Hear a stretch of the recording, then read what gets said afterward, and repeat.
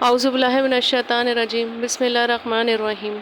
ہماری دل سے دعا ہے کہ اللہ پاک تمام مسلمانوں کو 5 وقتہ نمازی بنائے۔ یا اللہ، ہم سب کے صغیرہ اور کبیرہ گناہوں کو معاف کر دینا۔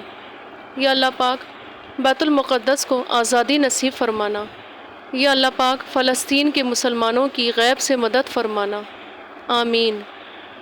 یا اللہ، جو بیمار ہیں، پریشان حال ہیں، تنگ دست ہیں، مصیبتوں میں مبتلا ہیں، اللہ پاک اپنے کرم سے، اپنے فضل سے ان کی پریشانیاں دور کر دے، بیماریوں کو شفا میں بدل دے اور ان کی مشکلات کو آسانیوں میں بدل دے۔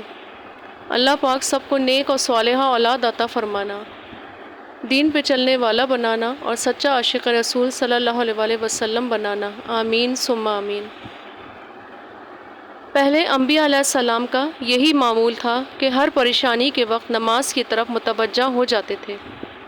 حضرت ابن عباس رضی اللہ تعالیٰ عنہ ایک مرتبہ سفر میں تھے۔ راستے میں اطلاع ملی کہ بیٹے کا انتقال ہو گیا ہے۔ اونٹ سے اترے، 2 رکعت نماز پڑھی، پھر دعا کی، پھر فرمایا کہ ہم نے وہ کیا جس کا اللہ تعالیٰ نے حکم فرمایا ہے، اور قرآن پاک کی آیت جس میں صبر کا اشارہ دیا گیا ہے وہ تلاوت کی۔ ایک اور قصہ اسی قسم کا نقل کیا گیا ہے کہ حضرت ابن عباس رضی اللہ تعالیٰ عنہ تشریف لے جا رہے تھے۔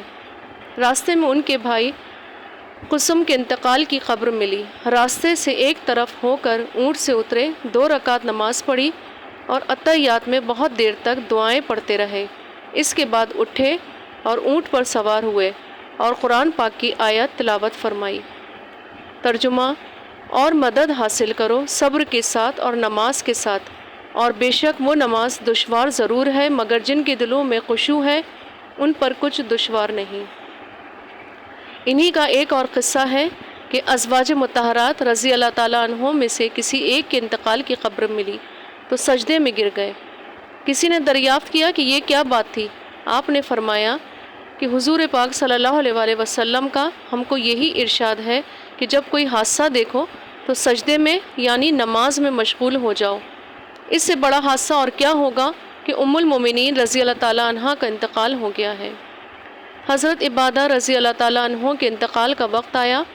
جب قریب آیا تو جو لوگ وہاں موجود تھے ان سے فرمایا کہ میں ہر شخص کو اس سے روکتا ہوں کہ وہ مجھے روئے، اور جب میری روح نکل جائے تو ہر شخص وضو کرے اور اچھی طرح سے آداب کی رعایت رکھتے ہوئے وضو کرے، پھر مسجد میں جائے اور نماز پڑھ کر میرے واسطے استغفار کرے، اس لیے کہ اللہ تعالیٰ نے صبر کا حکم فرمایا ہے۔ اس کے بعد مجھے قبر کے گڑھے میں پہنچا دینا۔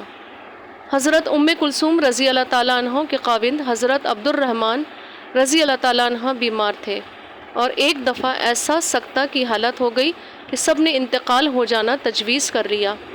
حضرت ام کلثوم رضی اللہ تعالیٰ اٹھیں اور نماز کی نیت باندھ لی۔ نماز سے فارغ ہوئیں تو حضرت عبد الرحمن رضی اللہ تعالیٰ عنہ کو بھی افاقہ ہوا۔ لوگوں سے پوچھا کہ کیا میری حالت موت کی سی ہو گئی تھی؟ لوگوں نے عرض کیا جی ہاں۔ فرمایا کہ 2 فرشتے میرے پاس آئے اور مجھ سے کہا کہ چلو احکم الحاکمین کی بارگاہ میں تمہارا فیصلہ ہونا ہے۔ وہ مجھے لے جانے لگے تو ایک تیسرے فرشتے آئے اور ان دونوں سے کہا کہ تم چلے جاؤ، یہ ان لوگوں میں سے ہیں جن کی قسمت میں سعادت اسی وقت لکھ دی گئی تھی، اور ابھی ان کی اولاد کو ان سے اور فائدے حاصل کرنے ہیں۔ اس کے بعد 1 مہینے تک حضرت عبد الرحمن رضی اللہ تعالیٰ عنہ زندہ رہے، پھر اس کے بعد ان کا انتقال ہوا۔ درود زیارت نبی صلی اللہ علیہ وسلم۔ اس درود پاک کو رات سوتے وقت 100 بار بڑے ذوق اور شوق سے پڑھا جائے تو اس کے پڑھنے والا نبی کریم صلی اللہ علیہ وسلم کی زیارت سے مشرف ہو جاتا ہے۔ حضور نبی کریم صلی اللہ علیہ وسلم نے فرمایا کہ اے عرابی، میں دیکھتا ہوں کہ فرشتوں کے مجمع زمین پر آ گئے ہیں اور زمین پر تل رکھنے کی جگہ نہیں۔ اس عرابی نے جواب دیا کہ حضور، میں یہ درود پاک آپ پر ہر روز پڑھتا ہوں۔ اللہ پاک ہم سب کو کثرت سے درود السلام پڑھنے کی توفیق عطا فرمائے۔ آمین ثم آمین۔